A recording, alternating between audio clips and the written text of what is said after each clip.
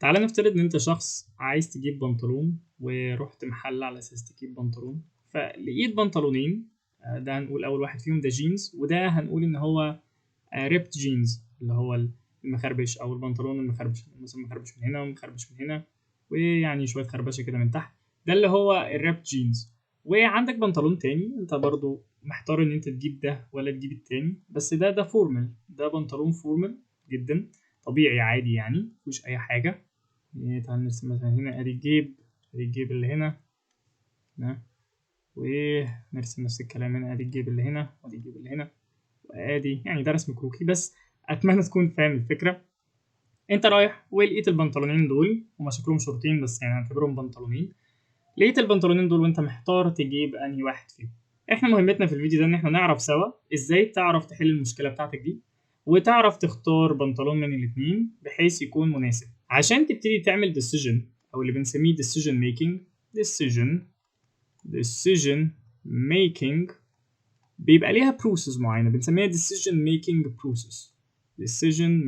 process. ودي بتبقى عادي process، انت بتمشي على شويه خطوات لحد ما تعرف المناسب ليك اكتر او اللي هيبقى مفيد ليك اكتر في الاختيارين اللي انت محتار بينهم، وبالتالي تجيبه.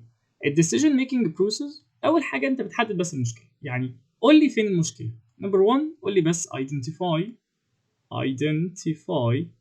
the problem، قول لي بس المشكله فين.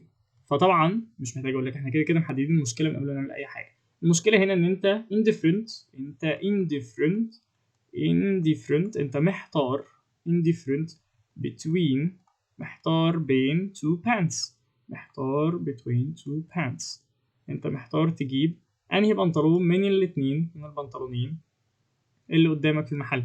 دي خطوة واحد، حدد بس المشكلة بين identify problem، وهنا انت محتار انك تجيب انهي بنطلون من الاتنين. فدي كده كده احنا عملنا الخطوة دي في decision making process. دي اول خطوة، عرفنا نحدد المشكلة. اتنين، بتشوف الكرايتيريا اللي هتشتغل بيها. يعني ايه كرايتيريا؟ كلمة كرايتيريا هي اهم كلمة غالبا في الفيديو ده.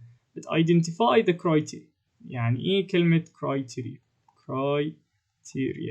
كرايتيريا يعني الطريقة او الاسلوب اللي هتستخدمه عشان تعرف تنقي بين البنطلونين دول. خلينا اديلك مثال. تعال نقول مثلا انه انت قررت تختار بنطلون من الاثنين على اساس عدد الاوتفيتس، الهدوم اللي عندك اللي هتليق على البنطلونات دي. هنقول number of outfits. دي الكرايتيريا اللي انت هتمشي عليها.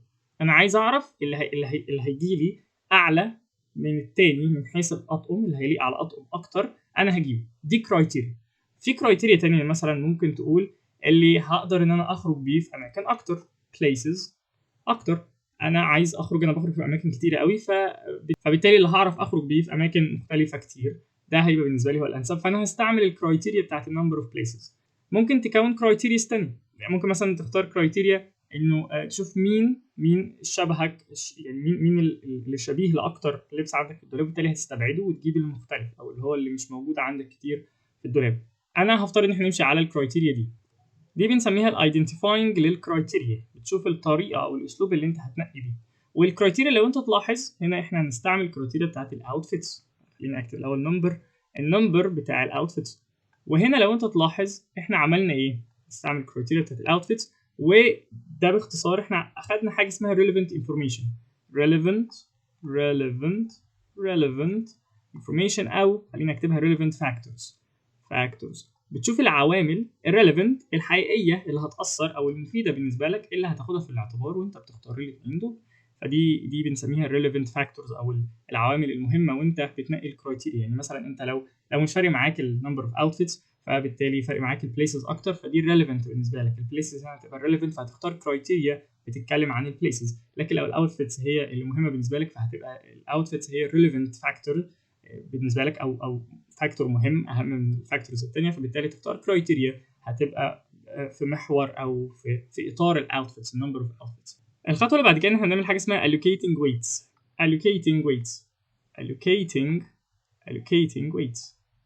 يعني ايه allocating weights؟ يعني ببساطه بتحط شويه ارقام، مجرد شويه نمبرز كده. بمعنى هنا انت اخترت الكرايتيريا بتاعت الاوتفيتس، احنا عايزين بقى نشوف انهي العدد اللي هيبقى من الاوتفيتس لو جبنا البنطلون ده هيليق عليه، وعدد الاوتفيتس اللي هيليق مع البنطلون ده لو جبنا البنطلون ده. هنا مثلا هنقول انه ده راب جينز، ده هيليق على معظم اللي عندك، هنقول مثلا هيليق على 7 اطقم عندك. لكن الفورمال دايما الحاجات الفورمال مش بتليق على حاجات كتيره، فنقول مثلا هتليق على 3 حاجات بس. فانت كده حددت الكرايتيريا، عملت ويتس يعني اللي هو اوزان، او تقدر تقول ان هو رقم كوانتيتي، مجرد الرقم. ممكن تفكر في الكرايتيريا ان انت بتحدد الكواليتي، الكواليتي اللي هتشتغل عليها، والويتس هي الكوانتيتي الكميه اللي هتعمل لها assigning، او اللي هتحطها على اساس تقيس، على اساس يبقى رقم انت شايفه بالنسبه لك كمقياس او كميجرنج يونت للكرايتيريا او للكواليتي اللي انت حطيتها. فدي الكرايتيريا، بعد كده الويتس، بعدين على اساسه بتعمل ايه؟ بتشوف حاجه اسمها الالترناتيفز. وكلمه alternatives دي مهمه جدا. خليني انزل اقول لك، خليني اكتب هنا عشان نبقى في نفس السلايد. بتشوف حاجه اسمها developing alternatives، developing the alternatives. وما تستغربش من كلمه alternatives، احنا اوريدي اساسا عملنا الخطوه دي. alternatives هي الحاجات هنا يعني اللي ممكن تشتريها، alternatives، ودي كنا محددينها قبل ما ندخل في اي حاجه خالص. يعني بتشوف البدايل اللي قدامك. هنا في حالتنا احنا ما عندناش غير 2 alternatives، ما عندناش غير الاثنين دول، 2 alternatives، يعني عندك بس 2 انت محتار بينهم. ممكن يبقى عندك 5 6 10، ممكن مثلا بعد ما تشوف البنطلونين دول حاجه تانية تعجبك فتحطها هنا، ممكن تكتب كذا حاجه تانية. انا عشان عايز اخلي المثال بسيط وعايز بس اوضح لك فكره الديسيجن ميكنج بروسيس، فهفترض بس ان مفيش غير البنطلونين دول اللي انت محتار فيهم.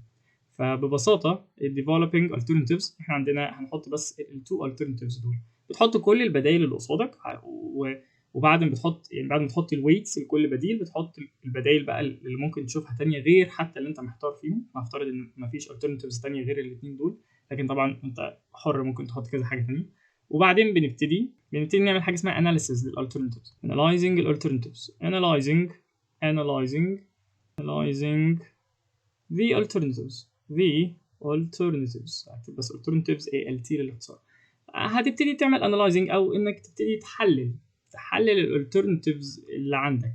بمعنى هتبتدي تشوف الارقام دي، انت حطيت بقى تحط بعد ما بتظبط الويتس للالترناتيفز اللي عندك دي كلها، بتبتدي تشوف كل الترناتيف الرقم بتاعه انهي اعلى انهي اقل، انهي مفيد ليك امتى وانهي مش مفيد ليك امتى، وعلى اساسه بتبتدي تعمل الديسيجن بتاعك، بتميك الديسيجن بتاعك.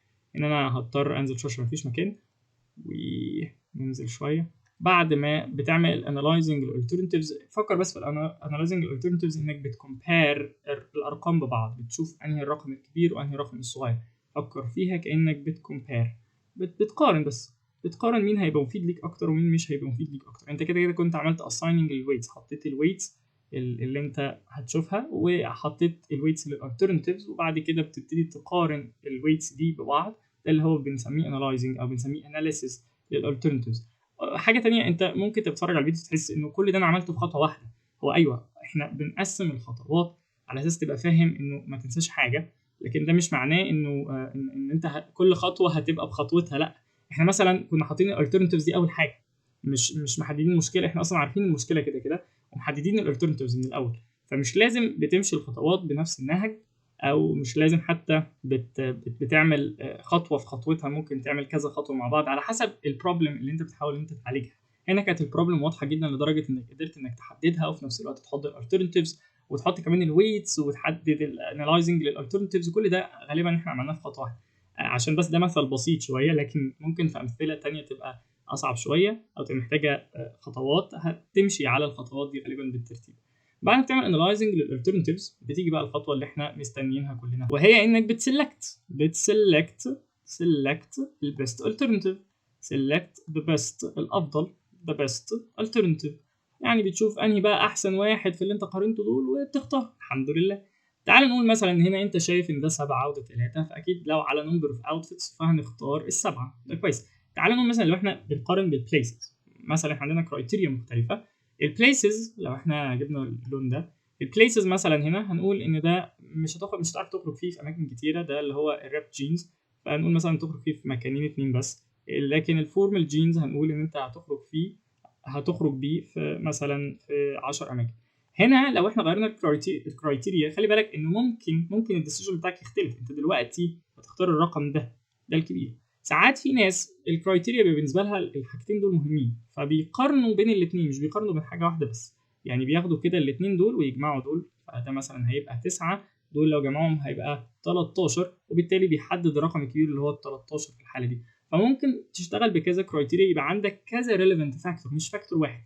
انا هنا اعتمدت ان في فاكتور واحد اللي هو الاوتفيتس، لكن مش لازم، ممكن يبقى عندك فاكتورز كتيره، عندك كذا كرايتيريا بتشتغل بيها. فالكرايتيريا هتبقى الاوتفيتس والبليسز والسيميلاريتيز وحاجات تانية كتيره ممكن تشتغل بيها. انا زي بعيد تاني بقول بس عشان انا ببسط المثال. فهنشتغل بالاوتفيت، فهنقول انه انت اخترت هنا السيلكت الالترناتيف بتاعك، هنقول ان هو الرابت جينز. ده الجينز اللي هو المخربش شويه او اللي هو مقطع شويه، ده اللي انت خلاص اخترته او حاسس ان ده هو ده المناسب ليك. بالنسبه للالترناتيفز الثانيه، جينا بقى خطوه انك بعد ما اخترت، ودي الخطوه المهمه اللي غالبا انت هتحس انها سخيفه جدا وانا بكتبها، لكنها مهمه جدا حقيقي. وهي ببساطه نمبر 7، انك تimplement، نفذ بقى.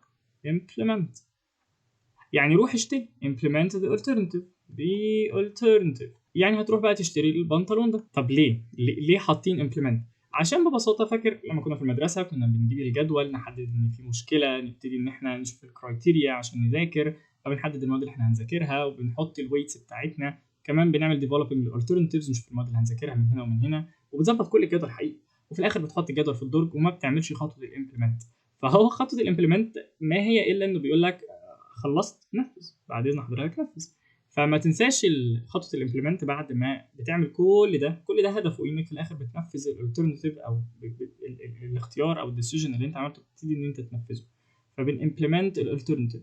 والخطوه اللي هي مهمه جدا جدا في الاخر، بس دي بعد ما انت خدت القرار، انك بتعمل حاجه اسمها evaluate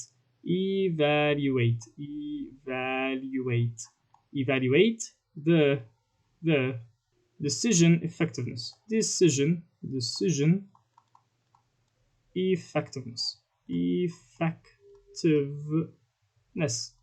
يعني ايه؟ يعني بتبتدي انك تقيس evaluate يا ترى الديسيجن اللي انا خدته ده، اللي انا عملت عليه كل السبع خطوات دول، هل كان مفيد ولا لا؟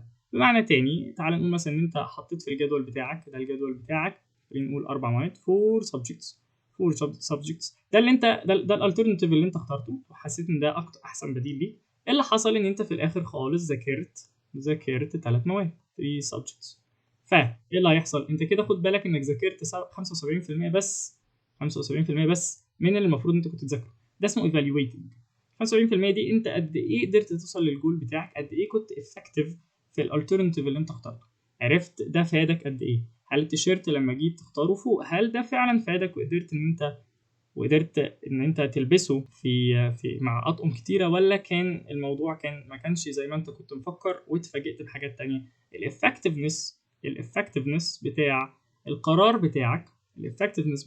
بتاعك كان ماشي ازاي. فبالتالي بتقيس الافكتفنس ده على اساس ان هو يساعدك بعد كده في قرارات تانية. ودول باختصار هم ال7 خطوات اللي عندنا.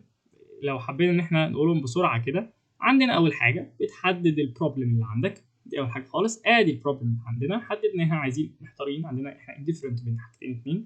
هنشوف الكرايتيريا اللي احنا نشتغل بيها. بعد ما بتظبط الكرايتيريا وبتختار الريليفنت فاكتورز، بعد ما تختار الريليفنت فاكتورز بتشوف الويتس، بتالوكيت الويتس زي ما احنا حاطين هنا الارقام اللي هو 7 3. طبعا ممكن تختار اكتر من ريليفنت فاكتور، او لو انت عايز واحد اوكي. developing alternatives، ما تنساش تظبط الالترناتيفز بتاعتك، تشوف الالترناتيفز كل البدائل اللي قدامك وتحط لها الويتس بتاعتها. خطوه الانالايزنج دي مهمه، انك بتقارن الارقام ببعض. واخر خطوه انك بتسلكت. خطوه انك بتسلكت هي اخر خطوه في ال5 خطوات او في 6 خطوات اللي فوق، انك بتعمل ديسيجن. لكن ان انت تطبقه دي خطوه الامبلمنت، ودي بنعتبرها برضو خطوه من الخطوات دي كلها، لان ممكن انت بعد كل ده ما تطبقش حاجه. خطوه الامبلمنت بيجي بعديها خطوه مهمه جدا هي الايفالويت، ودي للفيوتشر، دي انت بتحتاجها في الفيوتشر لانها هتفيدك في قراراتك اللي كتير.